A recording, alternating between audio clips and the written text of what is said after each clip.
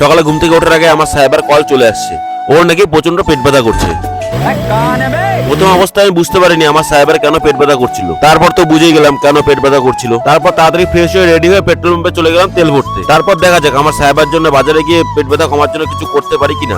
ওষুধের দোকানে চলে আসলাম আর একটা প্যাড নিয়ে নিলাম। এখন তো তোমরা বুঝতে পারছো আমার সাইবার কেন পেট ব্যথা করছিল। মেয়েদের এই প্রতি মাসে পিরিয়ডস এর ব্যথার কাছে ছেলেদের অনেক কষ্টই হার মানবে। It is not normal bro.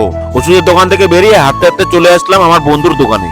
ওর দোকান থেকে সাইবার জন্য একটা চকলেট নিয়ে নিলাম। পিরিয়ডসে তোমার পেট ব্যথার কথা প্রিয় মানুষকে বলার পর যদি সে বলে বাবু একটা কিস দিচ্ছি ঠিক হয়ে যাবে, এটা একদম ন্যাকামো। আর যদি সে বলে রেস্ট নাও, সময় মতন খাওয়া দাওয়া করো, আর কয়েকদিন সাবধানে চলাফেরা করো, ভালো না লাগলে আমাকে কল দিয়েও কথা বলবো, এটাই যত্ন নেওয়া, এটাই ভালোবাসা। ওই যে দেখো আমার সাইবার চলে আসছে। এগুলো দেখে তো একটু সারপ্রাইজ হবেই।